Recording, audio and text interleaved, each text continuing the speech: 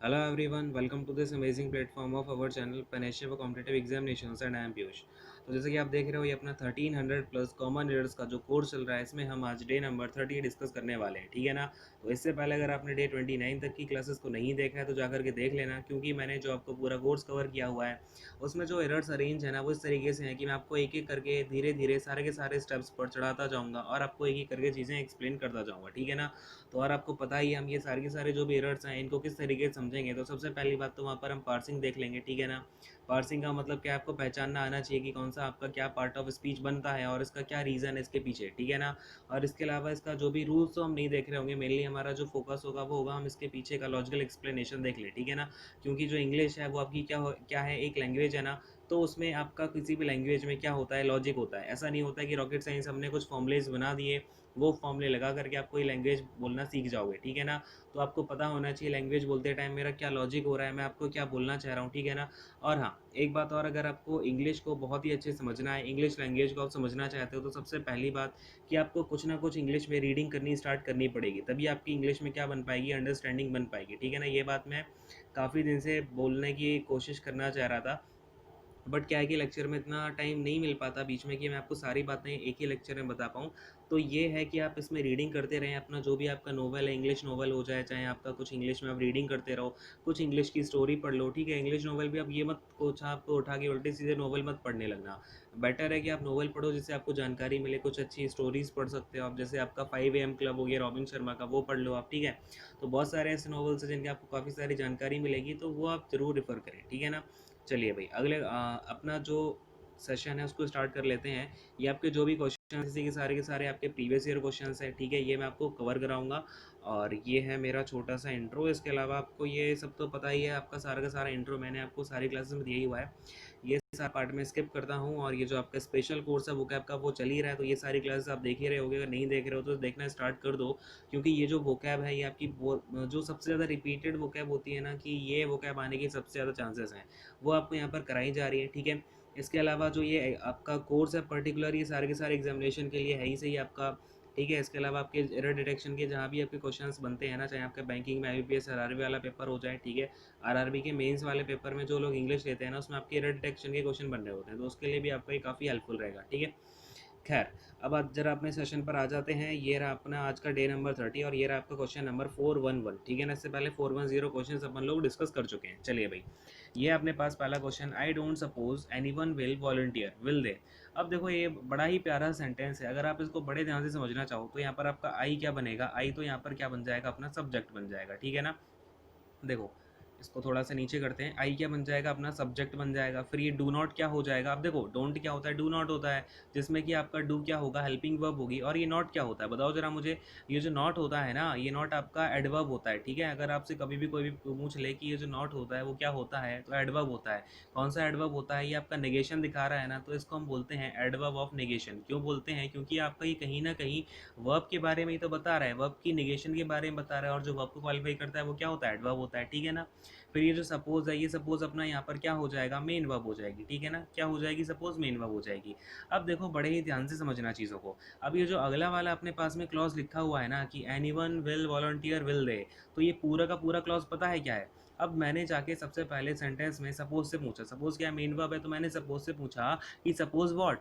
तो उसने बताया कि पूरा का पूरा any one will volunteer will they, तो ये पूरा का पूरा क्या हो जाएगा, ऑब्जेक्टिव क्लॉज हो जाएगा, है ना। ये पूरा का पूरा अपना क्या बनेगा, एक तरीके से पूरा का पूरा आपका ये ऑब्जेक्ट बन रहा है, तो हम इसको क्या बोल देते हैं, ऑब्जेक्टिव क्लॉज बोल देते हैं। क्लियर है इतनी सी बात।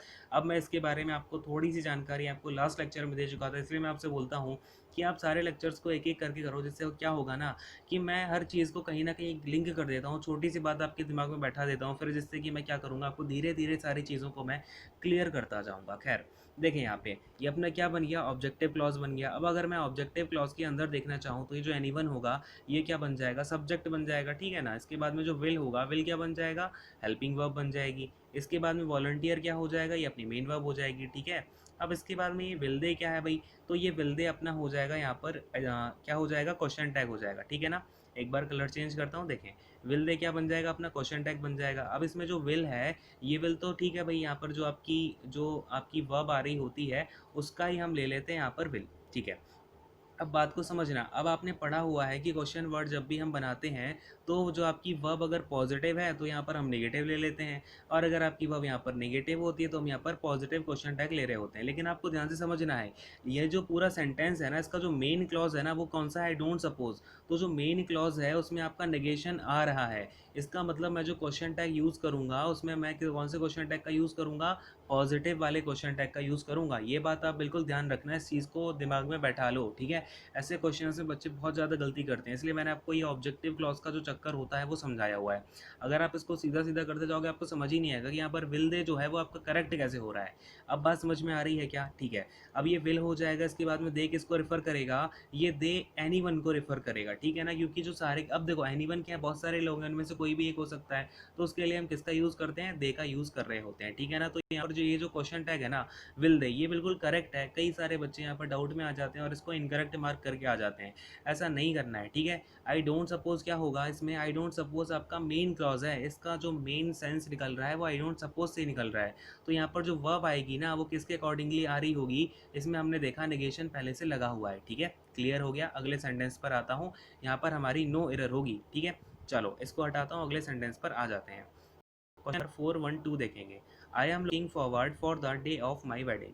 अच्छा, अब यहाँ पर हमारी एक फ्रेजल वर्ब होती है लुक फॉरवर्ड टू।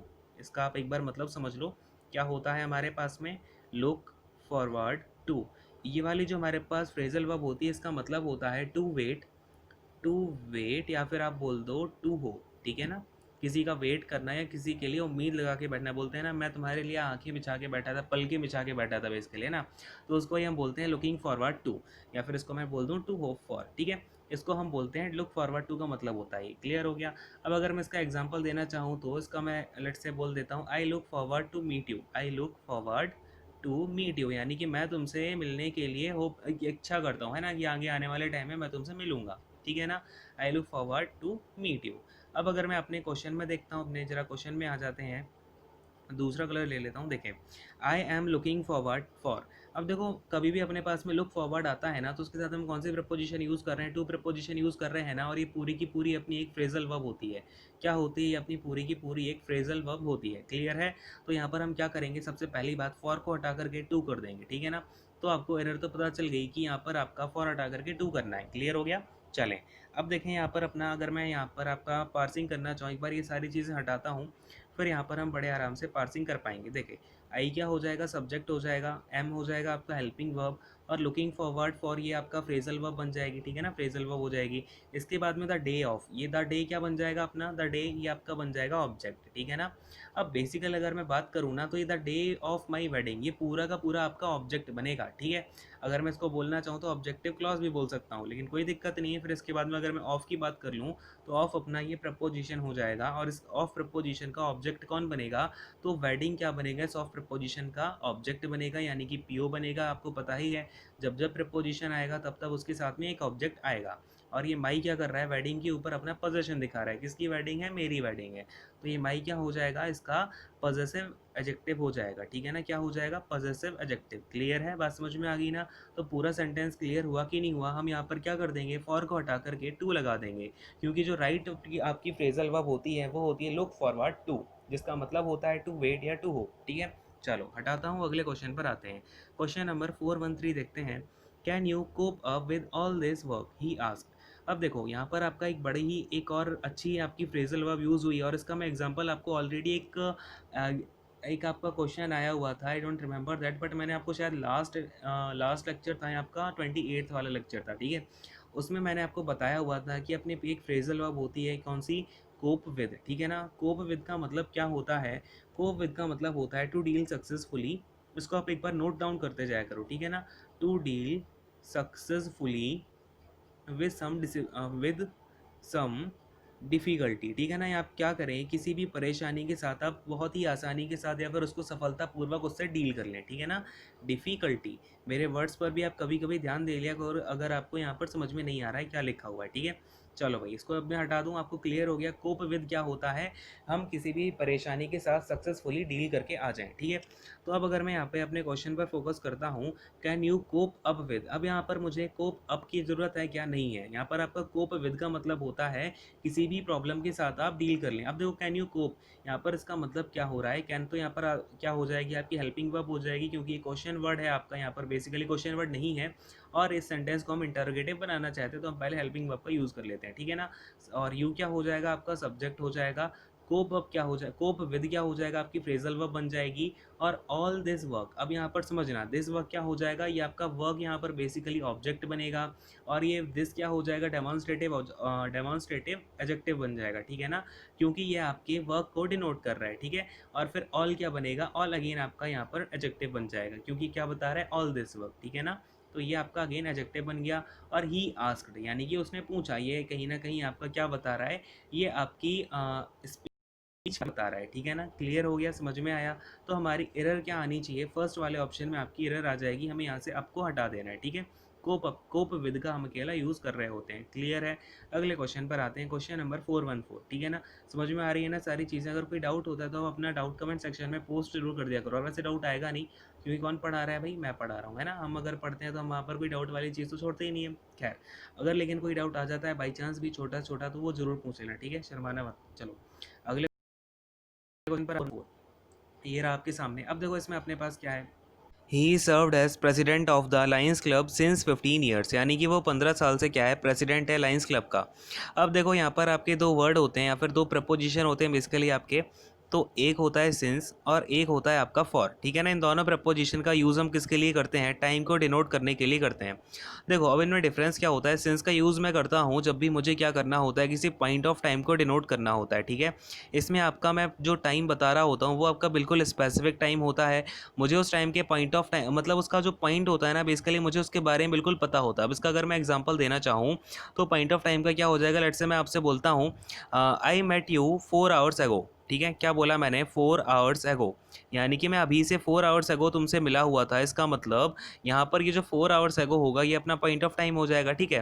जैसे अगर मैं आपसे बोल देता हूँ कि I met you last Monday, ये जो आपका हो जाएगा लास्ट मंडे, ये भी आपका सिंस के साथ यूज़ होगा, क्योंकि ये आपका एक पॉइंट ऑफ टाइम है। यहाँ पर मैंने आपका टाइम जो है वो स्पेसिफिक कर दिया है, ठीक है।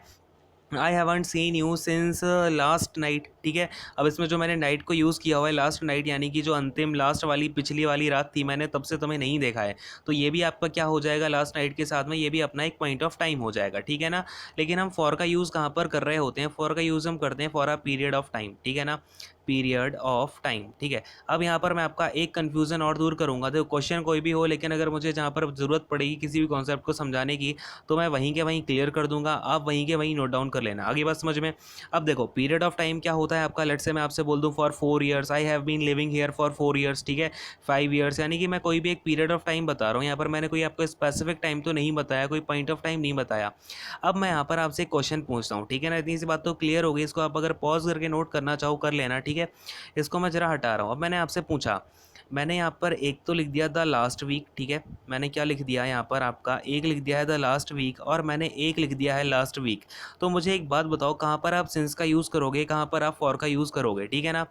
तो यहाँ पर फटाफट से मुझे आपके आंसर चाहिए, अपने आंसर ज़रा फटाफट से टाइप कर दें, ठीक है, अपने प्यारे प्यारे हाथों से। देखें अब ये जो द लास्ट वीक है और ये लास्ट वीक है, कई बार बच्चे क्या करते हैं, इन्होंने देखा कि लास्ट वीक है, इसके आगे तो द लग गया, मतलब कि ये क्या हो गया, स्पेसिफिक हो गया। और अगर स्पेसिफिक हो गया तो मैं इसके आगे सिंस लगा दूंगा, कोई दिक्कत नहीं है। लेकिन यहाँ पर दिक्कत हो जाती है। देखो द लास्ट वीक का मतलब क्या होता है ना, जब भी मैं द लास्ट वीक के बारे में बात कर रहा होता हूँ, इसका मतलब जो आपसे पिछला वाला वीक था, यानी लेट से आज मेरा क्या है, आज का दिन कौन सा है भाई, फ्राइडे है ना। तो अगर मैं द लास्ट वीक यानी पिछले वाले वीक की बात करूँ तो उसके अंदर जितने भी दिन आ जाएंगे ना, Monday, Tuesday, Wednesday, Thursday, Friday और सैटरडे के बाद में आपका जितने भी दिन चले आए हैं ना, वो सारे के सारे दिन उसमें इंक्लूड हो जाते हैं। द लास्ट वीक का मतलब क्या हुआ, मैंने ये पूरा का पूरा ये जो वीक है ना, इसके जितने भी दिन है सातों के सातों मैंने इसमें इंक्लूड कर दिए, ठीक है। जबकि जो आपका प्लेन लास्ट वीक होता है ना, इसका मतलब होता है कि ये आपका है यहाँ पर चल रहा है मंडे, ट्यूसडे, वेडनेसडे, थर्सडे, ये आपका पूरा लास्ट वीक हो जाएगा, ठीक है। बेसिकली लास्ट में आपके पास क्या आएगा, संडे आएगा, ठीक है, ऐसा चल रहा होगा। यहाँ पर आपका संडे आया, फिर मैंने बोल दिया लास्ट वीक। इसका मतलब यहाँ पर आप बस यहाँ पर बात कर रहे हो, इस पॉइंट ऑफ टाइम की बात कर रहे हो। ये वाला जो टाइम आ गया ना, जस्ट संडे के बाद वाला, मतलब जस्ट संडे वाला जो टाइम है लास्ट वीक का, उसकी मैं बात कर रहा होता हूँ। तो ये आपका क्या बन जाएगा, यहाँ पर हम सिंस का यूज़ कर लेंगे, क्योंकि ये आपका एक पॉइंट ऑफ टाइम को डिनोट करता है। जबकि ये जो द लास्ट वीक है ना, ये पूरे के पूरे वीक को डिनोट करेगा। इसका मतलब ये पूरे के पूरे एक पीरियड ऑफ टाइम को डिनोट कर रहा होगा। यहाँ पर हम फॉर का यूज़ करेंगे, ठीक है ना। ये बहुत बार एरर्स आती हैं, मुझे यहाँ पर याद आ गया तो मैंने आपको ये क्लियर कर दिया, ठीक है ना। कोई इश्यू तो नहीं है, कोई परेशानी समस्या हो रही हो तो बताएं जरा, ठीक है। चलो खैर, यहाँ पर आपको अब देखो, अब अपने पास क्वेश्चन में क्या दे रखा है, he served as president of the Lions club. अब देखो 15 ईयर्स क्या है, पीरियड ऑफ टाइम है कि पॉइंट ऑफ टाइम है, पीरियड ऑफ टाइम ही तो है पूरा का पूरा 15 ईयर्स का। तो ये इसके साथ हम किसका यूज़ करेंगे, सिंस का यूज़ नहीं करेंगे, इसका यूज़ करेंगे, फॉर का यूज़ कर लेंगे, ठीक है। इतनी सी बात तो क्लियर हो गई होगी। अब जरा एक बार इसकी हम पार्सिंग भी करके देख लेते हैं। इसको हटाता हूँ, देखें। ही सर्व्ड, यहाँ पर ही क्या हो जाएगा, आपका सब्जेक्ट बन जाएगा। सर्व्ड क्या हो जाएगा, मेन वर्ब हो जाएगी। एज हो जाएगा अपना यहाँ पर प्रपोजिशन। अब अगर प्रपोजिशन आया है तो उसको क्या चाहिए, अपना ऑब्जेक्ट चाहिए। तो प्रेसिडेंट क्या हो जाएगा, इस प्रपोजिशन का पीओ बन जाएगा। ऑफ अगेन आपकी प्रपोजिशन हो जाएगी, और फिर जो लाइन्स क्लब है ना, ये इस प्रपोजिशन का पीओ बन जाएगा, यानी कि प्रपोजिशनल ऑब्जेक्ट, ठीक है। इसके बाद में सिंस क्या हो जाएगा, अगेन आपकी एक प्रपोजिशन होती है, मैंने आपको बताया हुआ है। सिंस आपकी क्या होगी, प्रपोजिशन। लेकिन यहाँ पर हमें सिंस का यूज़ नहीं करना है, तो सिंस को हटा करके फॉर लिख दो। फॉर भी एक प्रपोजिशन ही होती है, कोई प्रॉब्लम नहीं है। इसके बाद में आपका जो ईयर्स होगा 15, अब ईयर्स अगर बेसिकली बोलें तो ईयर्स बनेगा इसका पीओ, और जो 15 है ये इसका क्या बनेगा, ईयर कितने हैं, तो उसने बताया भाई 15 ईयर हैं, तो 15 ईयर आपका बेसिकली एडजेक्टिव बन जाएगा, ठीक है ना। या फिर आप इसे एक कंपाउंड नाउन भी बोल सकते हो, ठीक है, कोई दिक्कत नहीं है। तो ये आपका एक एज अ एडजेक्टिव ही यूज़ होगा, इसका जो फंक्शन होगा वो एडजेक्टिव का ही होगा, चाहे आप कंपाउंड नाउन बना लो, चाहे आप इसे अलग अलग मान लो, ठीक है, कोई इश्यू नहीं है। आपको एरर समझ में आ गई, आपकी एरर होगी थर्ड वाले ऑप्शन में, ठीक है। चलो अपना क्वेश्चन यहाँ पर क्लियर हो गया ना। चलो अगले क्वेश्चन पर आते हैं, क्वेश्चन नंबर 415 देखेंगे। हियर अपने पास में that was the most unique opportunity he got in his life. तो अब जरा एक बात समझना, कभी भी जैसे अब जी अपने पास यहाँ पर क्या हो गया, यूनिक हो गया। मैं आपसे ना थोड़ी एक दो बातें कर लेता हूँ यहाँ पे। लेट्स से मैं आपसे बोलता हूँ पानी, यहाँ पर आपका वाटर जो है, मैं यहाँ पर वेट वाटर बोल देता हूँ, यानी कि आपका पानी जो है वो गीला है। तो इसका मतलब क्या हुआ, ये अपना एग्जेगरेशन हुआ कि नहीं हुआ। मतलब पानी तो पहले ही गीला होता है, आपने पानी बोला, मैं समझ गया ना कि लिक्विड स्टेट में, आपको वेट बोलने की ज़रूरत है क्या, नहीं है। अब अगर मैं आपसे बोलता हूँ लेट्स से राउंड सर्कल, क्या बोला मैंने, राउंड सर्कल। अच्छा मुझे एक बात बताओ, सर्कल आपका क्या ऐसा होता है क्या, ऐसा सर्कल देख रहा है आपने कभी, या फिर ऐसा सर्कल देखा है, या फिर ऐसा सर्कल देखा है, नहीं। सर्कल तो ऑफ कोर्स, जब अगर मैं सर्कल बोल रहा हूँ तो वैसा ही होगा, और अपने आप में राउंड शेप रखा होगा, है ना, तो तभी वो सर्कल है। तो इसका मतलब ये राउंड लगाना, यहाँ पर आपका क्या होगा, एग्जेगरेशन होगा। अब ऐसे ही जरा यहाँ पर देखो, ये जो यूनिक लिखा हुआ है ये अपने आप में यूनिक है कि नहीं है, अपने आप में एक के बारे में बता रहा है। सारे संसार में जो एक होगी उसका ही तो मतलब है the only one of its kind. Unique का मतलब क्या होता है, the only one of its kind होता है कि नहीं होता है। इसका मतलब ये अगर अपने आप में ही एक है, तो उसके बाद में मैं द मोस्ट लगा के क्या बताना चाह रहा हूँ। द मोस्ट का यूज़ तो हम तब करते हैं जब मुझे बहुत ही ज़्यादा स्पेसिफिक दिखाना हो, या फिर मुझे सुपरलेटिव डिग्री दिखानी हो। लेकिन ये यूनिक तो अपने आप में ही सुपरलेटिव है, अपने आप में ही only one of its kind है। तो उसके साथ में मुझे द मोस्ट का यूज़ करने की ज़रूरत है क्या, नहीं है। तो इसको मैं क्या करूँगा, यहाँ से हटा दूंगा, नहीं तो ये एग्जेगरेशन होगा और सुपरफ्लस हो जाएगा, ठीक है ना। समझ में आ रही है बात। तो इसके साथ में यूनिक जो है, इसके साथ में मैं आर्टिकल का यूज़ कर लूँगा। कौन से आर्टिकल का यूज़ करूँगा, ए आर्टिकल का मैं यहाँ पर यूज़ कर रहा हूँ, ठीक है। क्लियर है किसका, ए आर्टिकल का हम यहाँ पर यूज़ कर लेंगे। समझ में आ गई बात, क्लियर हुआ, समझ में आ रही है ना बातें। चलो अब देखो यहाँ पर मैं आपको फटाफट से क्या करता हूँ, यहाँ पर हम पार्सिंग करके देख लेते हैं। दैट क्या हो जाएगा, आपका सब्जेक्ट हो जाएगा, वॉज यहाँ पर आपकी हेल्पिंग वर्ब हो जाएगी। या फिर आप जब जब देखो, जब जब हेल्पिंग वर्ब मेन वर्ब बनेगी, यहाँ पर वॉज का काम क्या है, मेन वर्ब का काम कर रहा है, तो ये अपने आप में लिंकिंग वर्ब बन जाएगी, ठीक है ना। लिंकिंग वर्ब बनेगी तो आने वाला ये जो आगे इसका होगा, the unique a unique opportunity, ये इसका सब्जेक्टिव कॉम्प्लीमेंट बनेगा, ठीक है ना। क्या बनेगा, सब्जेक्टिव कॉम्प्लीमेंट। क्लियर हो रही है बात। इसके बाद में ही क्या बन जाएगा, ही आपका सब्जेक्ट नंबर 2, गॉट हो जाएगी इसकी मेन वर्ब, इन हो जाएगा प्रपोजिशन। प्रपोजिशन आया है तो उसको क्या चाहिए, अपना ऑब्जेक्ट चाहिए प्रपोजिशनल, तो ये इसका पीओ बन जाएगा। और हिज क्या हो जाएगा, लाइफ को क्वालिफाई करने वाला, ये इसका एडजेक्टिव बन जाएगा। कौन सा एडजेक्टिव, पॉजेसिव एडजेक्टिव, ठीक है ना। क्लियर है, सारी बातें समझ में आ गई। तो अपनी एरर किस में हो जाएगी, फिलहाल एरर हो जाएगी सेकंड वाले ऑप्शन में, यूनिक का यूज़ नहीं करना है, ठीक है। चलें खैर अगले क्वेश्चन पर आते हैं, एरर पता चल गई। क्वेश्चन नंबर 416 देखते हैं। There is no place of you in this compartment. तो देखो कभी भी अपने पास में जब हम कभी भी जब हमें बताना होता है कि आप किसी भी चीज़ को हमें ऐसे बोलना है, तो बोलना होता है ना कि कोई जगह नहीं है मेरे पास में, तो हम उसमें जो यूज़ करते हैं आपका बेसिकली वो हम यूज़ कर रहे होते हैं देयर इज़ नो रूम, ठीक है ना, नो रूम। और उसके साथ में जो प्रपोजिशन होती है वो होती है फॉर। इस बात को ज़रा ध्यान रखें बिल्कुल। आपका ये जो यूज़ है ना, ये बेसिकली आपका कन्वेंशन में चला आ रहा है कि हम जब भी हमें बताना होता है कि आपके लिए स्पेस ही नहीं है या फिर आपके रहने के लिए, बेसिकली रूम का मतलब क्या होता है ना, किसी को एडजस्ट करना हो किसी प्लेस में, तो उसके लिए हम यूज़ करते हैं रूम का, ठीक है ना। यहाँ पर आपका रूम का मतलब कोई कमरा नहीं है, इसका मतलब है आपका रूम का जो यहाँ पर पर्टिकुलर मतलब निकल के आ रहा है ना इस पूरे सेंटेंस में, वो है एम्प्टी स्पेस का, ठीक है ना।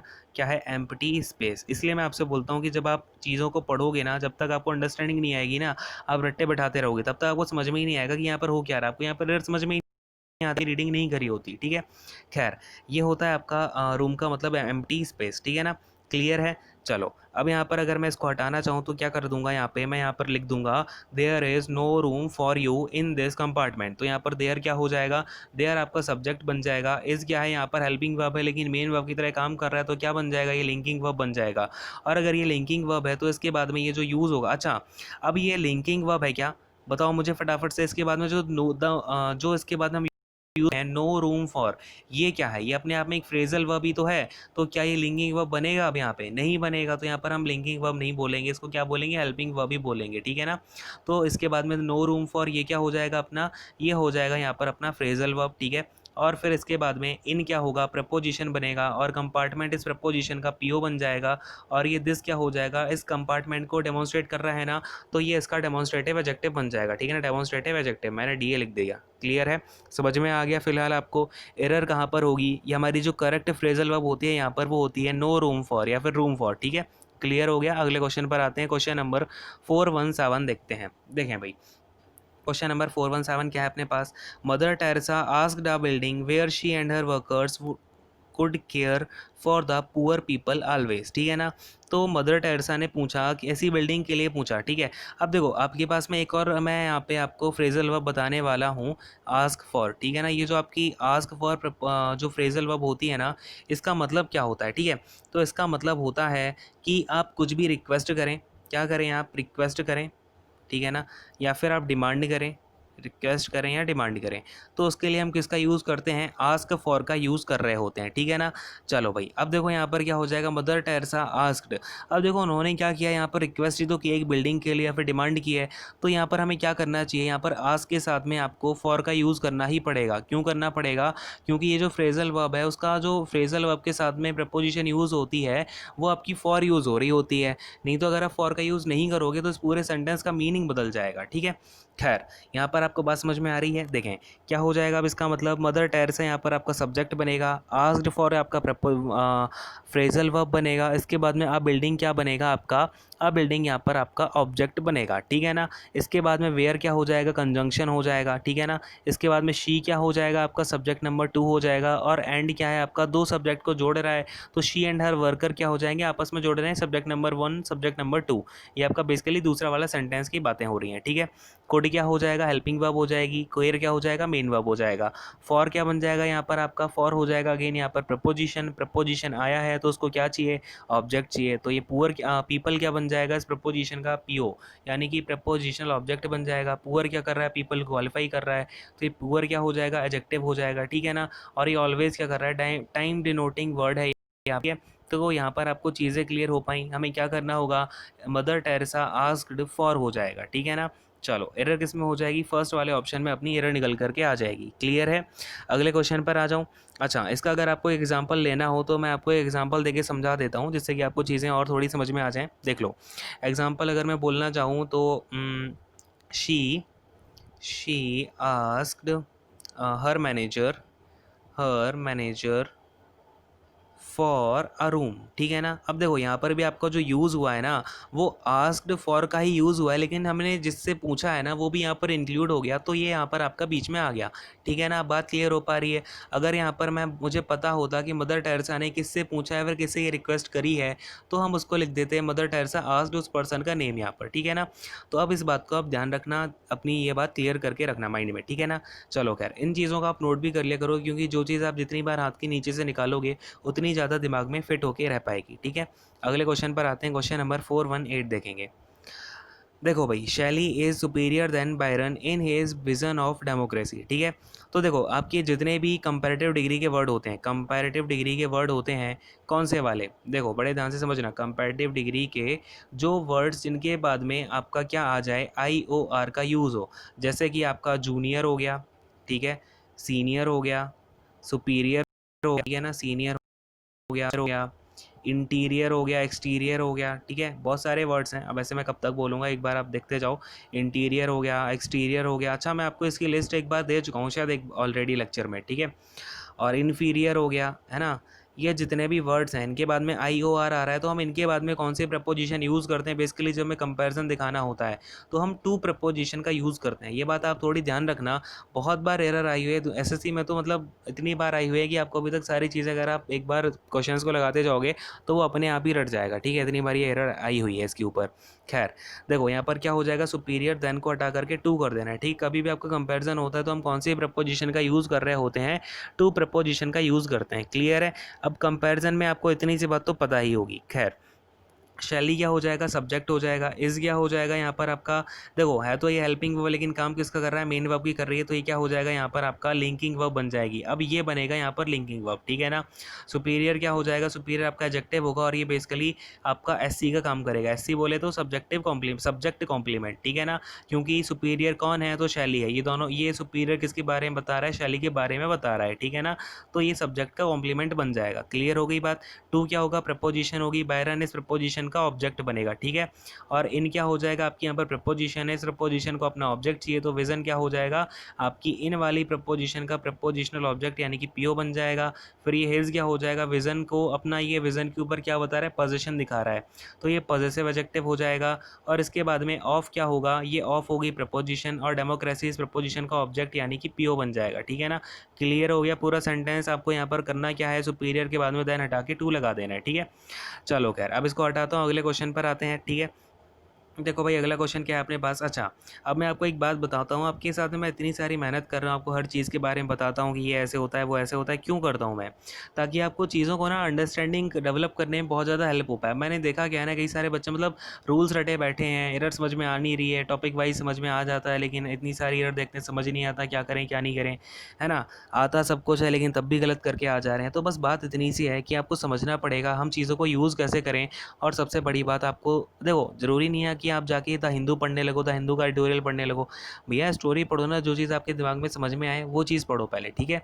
बस इसको हैबिट में ले आओ एक बार कि आपको दिन में 5-10 मिनट कम से कम आप कॉन्टीन्यूसली इंग्लिश को पढ़ तो सको, ठीक है ना। खैर, ये सारी चीज़ें हैं, देखते हैं अपना क्वेश्चन नंबर यहाँ पर क्या बोल रहा है। When at last we got to the theater, the much publicized program by the Bollywood stars was begun. ठीक है ना। अब जरा इस सेंटेंस को समझना बड़े ध्यान से। क्या बोल रहा है कि जब तक हम पहुँचे लास्ट में जाके, तब तक क्या हुआ, जो मच पब्लिसाइज्ड प्रोग्राम था बॉलीवुड स्टार्स के द्वारा, वो स्टार्ट हो चुका था, ठीक है ना। अब जरा ध्यान से समझना टाइमलाइन को। यहाँ पर मैं टाइमलाइन ड्रॉ करता हूँ। लेट्स से आपका यहाँ पर कुछ काम हो रहा है पास्ट में, ठीक है ना। यहाँ पर आपका कुछ काम हो रहा है किसमें, तो पास्ट इंडेफिनिट, यानी कि सिंपल पास्ट में आपका कुछ काम हो रहा है, क्लियर है इतनी सी बात। ये आपका इंडेफिनिट में कुछ काम चल रहा है। अब इससे पहले का जो भी एक्शन होगा वो आपका एक्शन किस में होगा, पास्ट परफेक्ट में होगा कि नहीं होगा, बोलो हाँ। इतनी सी बात तो आपको अभी तक समझ में आ गई होगी, इतने सारे आपको मैं लेक्चर्स में समझा चुका हूँ सारी चीज़ें डिटेल से, ठीक है ना। तो इसके पहले क्या होगा, अपना ये पास्ट परफेक्ट में होगा। तो अब मुझे ज़रा एक बात बताओ कि यहाँ पर मैं क्या कर रहा हूँ, जब मैं पहुँचा हूँ, यानी कि जब मैं पहुँचता हूँ उससे पहले ही आपका जो शो है, यानी कि जो पब्लिसाइज्ड प्रोग्राम है, वो पहले ही शुरू हो चुका है, उसके बाद ही तो मैं पहुँचा हुआ हूँ, ठीक है ना। तो जो चीज़ पहले शुरू हो चुकी है उसको मैं किस में रखूँगा, पास्ट परफेक्ट में रखूँगा। उसके बाद में जो एक्शन हो रहा है वो अपना एक्शन पास्ट इंडेफिनिट में होगा, बेसिकली उससे पहले जो एक्शन हो रहा है वो अपना पास्ट परफेक्ट में हो जाएगा, मेरे पहुँचने से पहले जो एक्शन हो रहा है, ठीक है ना। क्लियर है, इतनी सी बात समझ में आ रही है क्या। मतलब जो भी आपका अर्लियर एक्शन होगा, अगर मैं यहाँ पर बोलना चाहूँ ये अपना एक्शन कैसा है, पहले वाला एक्शन है, यानी कि जो अपना अर्लियर एक्शन होगा वो किस में चला जाएगा, पास्ट परफेक्ट में, क्योंकि वो काम आपका पहले हो गया है ना। इसके बाद में जो भी आपका होगा, जो आपका एक्शन बाद वाला होगा वो अपना इंडेफिनिट में हो जाएगा, ठीक है। लेकिन रट्टा आप ऐसे मत लगा लेना, मैंने देखा है कई सारे बच्चों को कि वैन के बाद में जो आपका सेंटेंस ही होगा वो अपना इंडेफिनिट में होगा, उसके बाद में जो सेंटेंस हो यूज़ होता है वो अपना किस में होता है, वो सेंटेंस अपना यूज़ होता है पास्ट परफेक्ट में, ठीक है ना। लेकिन अब मुझे एक बात बताओ, मैं आपको यहीं पर एक एग्जांपल दे देता हूँ, ठीक है।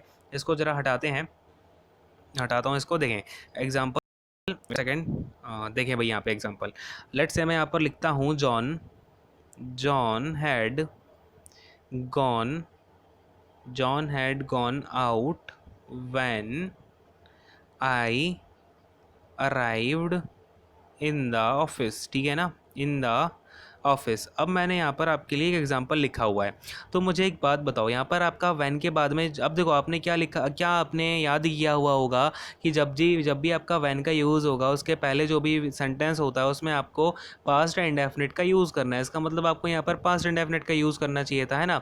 लेकिन हम क्या करेंगे, हमें सेंटेंस का जो मीनिंग है उसको समझना पड़ेगा कि मैं ऑफिस में बाद में पहुँचा हूँ ना, लेकिन उससे पहले एक्शन क्या हुआ है कि जॉन जा चुका है।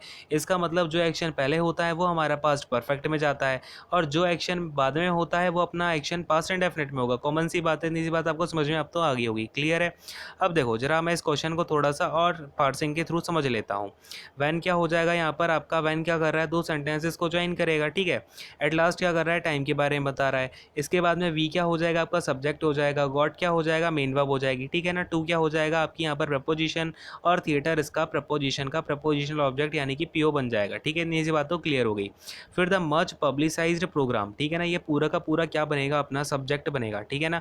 क्या बनेगा, ये पूरा का पूरा सब्जेक्ट बन जाएगा।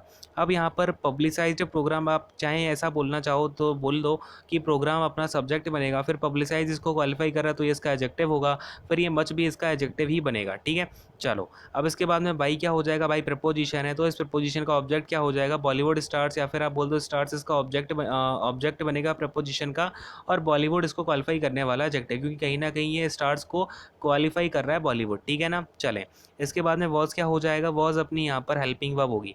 अब जरा एक बात बताओ, अपना जो यहाँ पर ये काम है, जो अर्लियर एक्शन है वो क्या है कि आपका प्रोग्राम शुरू हो चुका था, तो यहाँ पर मुझे क्या करना पड़ेगा, परफेक्ट यूज़ करना पड़ेगा। इसका मतलब मैं यहाँ पर वॉज का यूज़ नहीं करूँगा, किसका यूज़ करूँगा, हेल्पिंग वर्ब में हेड का यूज़ करूँगा, ठीक है ना। इतनी सी बात क्लियर हो गई क्या, वॉज हटा के मैं यहाँ पर क्या कर दूँगा, हेड का यूज़ कर लूँगा, ठीक है।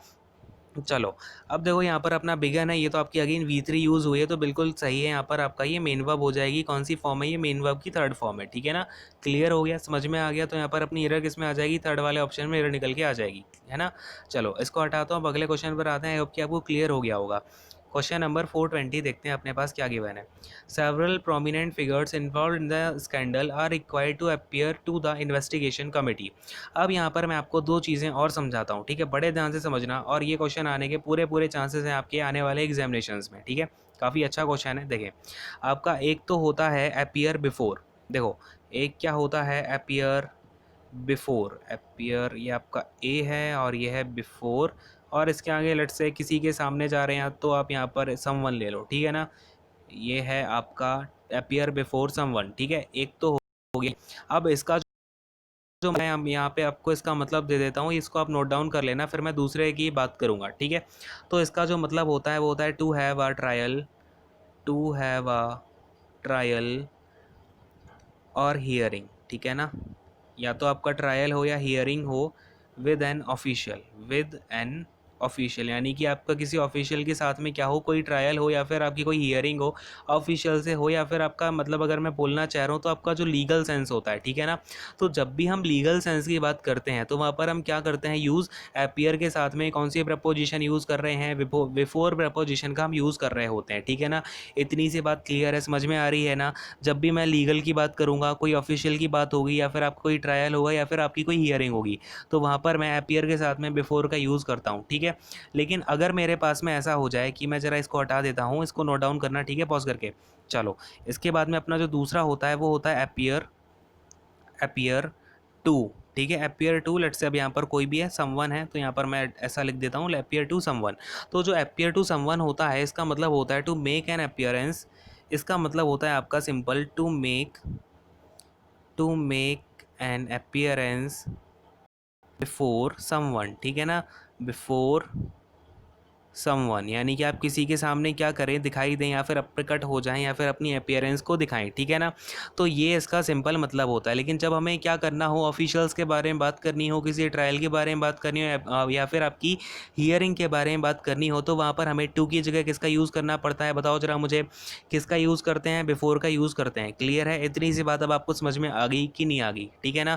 इसको नोट डाउन कर लेना, बहुत ही ज़्यादा इंपॉर्टेंट है। अब इसको हटाता हूँ, देखें सेंटेंस में क्या है अपने पास में, several prominent figures involve in the scandal, यानी कि बहुत सारी जो आपकी नामचीन हस्तियां हैं जो स्कैंडल में इन्वॉल्व हैं, आर रिक्वायर्ड टू, उन्हें क्या है कि उन्हें अपीयर होना पड़ेगा किसके सामने, इन्वेस्टिगेशन कमेटी।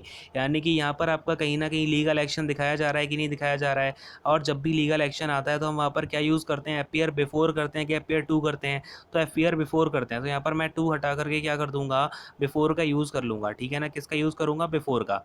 अब अगर आप पार्सिंग देखना चाहो तो मैं एक बार आपको बता देता हूँ। फिगर क्या हो जाएगा, यहाँ पर आपका सब्जेक्ट बनेगा, प्रोमिनेंट इस फिगर को क्वालिफाई कर रहा है यानी कि नामचीन हस्तियां, तो ये इसका एडजेक्टिव बनेगा। सेवरल भी आपका एडजेक्टिव बन जाएगा, ठीक है ना। इसके बाद में इन्वॉल्व क्या हो जाएगा, आपकी मेन वर्ब हो जाएगी। इन आपकी यहाँ पर प्रपोजिशन बनेगी, स्कैंडल आपका इस प्रपोजिशन का पीओ बनेगा, ठीक है। इसके बाद में आर क्या हो जाएगा, ये आपकी हेल्पिंग वर्ब बनेगी, ठीक है ना। तो अब देखो, बड़े ध्यान से समझना यहाँ पर, ये आपकी आर क्या है, हेल्पिंग वर्ब है, इसके बाद में रिक्वायर्ड आपकी यहाँ पर मेन वर्ब होगी, ठीक है ना। अब ये कहीं ना कहीं इन दोनों जो आपकी वर्ब आ रही है, इन्वॉल्व वाली जो वर्ब है और इसके बाद में आर रिक्वायर्ड टू वाली वर्ब है ना, इन दोनों वर्ब का जो सब्जेक्ट है वो सेम है। क्या है आपका इन दोनों का same subject, several prominent figure, ठीक है ना। इस चीज़ को ध्यान रखना, इसमें कहीं भी कंफ्यूज होने की कोई आवश्यकता नहीं है। हो जाएगा टू अपना यहाँ पर टू प्लस का वी वन है ना, टू अपीयर, तो ये हो जाएगा आपका क्या बन जाएगा, ये इन्फिनेटिव बन जाएगा, ठीक है ना। टू प्लस का वी वन क्या होता है, इन्फिनेटिव। अच्छा जी, अब टू अपीयर, इसके बाद में बिफोर हो जाएगा क्या, तो प्रपोजिशन हो जाएगी आपकी। प्रपोजिशन आई है तो इसके साथ में क्या आना चाहिए, इसका ऑब्जेक्ट आना चाहिए, यानी कि इन्वेस्टिगेशन कमेटी क्या हो जाएगी, इस प्रपोजिशन का पीओ बन जाएगी, या फिर आप ऐसे बोल दो कमेटी ऑब्जेक्ट बन जाएगी, इन्वेस्टिगेशन क्या करेगी, इसको क्वालिफाई करेगी, यानी ये इसका क्या बन जाएगी, एडजेक्टिव बन जाएगी, ठीक है ना। क्लियर है बात। अच्छा देखो, एक बात और है कि कभी भी जो कंपाउंड नाउन होते हैं ना, कंपाउंड नाउन में बेसिकली जो आपका आगे वाला होता है, जैसे अगर मैं इसको बोल दूँ इन्वेस्टिगेशन कमेटी है, या आप एज अ कंपाउंड नाउन भी बोल सकते हो, कोई दिक्कत नहीं है। लेकिन इसमें क्या बनेगा, इसका जो काम रहेगा ना, इसका जो फंक्शन होगा इन्वेस्टिगेशन का, वो कहीं ना कहीं कमेटी को क्वालिफाई करने वाले ही होगा। तो ये इसका जो फंक्शन है वो एडजेक्टिव का ही रहेगा, ठीक है। तो ये सारी चीज़ें, ठीक है ना। तो सेशन को आज यहीं पर एंड करते हैं। आई नो कि आपके क्वेश्चंस जो हैं थोड़े कम ही हो पाए हैं आज की क्लास में भी, तो कोई बात नहीं, धीरे धीरे सेशंस को और भी ज़्यादा हम बड़ा करते जाएंगे। लेकिन आपको आई होप कि जो मैंने समझाई हुई हैं चीज़ें वो ज़्यादा मैटर करती होंगी। एंड जो भी मैं आपको समझाता जा रहा हूँ उन चीज़ों को आप एक बार खुद से ट्राई किया करो, और पीडीएफ भी मैं आपको प्रोवाइड कर दूंगा। ये और जो इससे पहले की पीडीएफ वो आपको धीरे धीरे मिल जाएंगी, ये वाली पीडीएफ मैं आपको आज ही अपलोड करवा दूंगा, ठीक है ना। तो ये आपको पीडीएफ भी मिल जाएगी, इससे आप ट्राई करें, बार बार कोशिश करें और इससे प्रैक्टिस करते रहें, ठीक है ना। तो खैर सेशन को ये पे एंड करता हूँ। Thank you so much, god bless you all, take care, bye bye.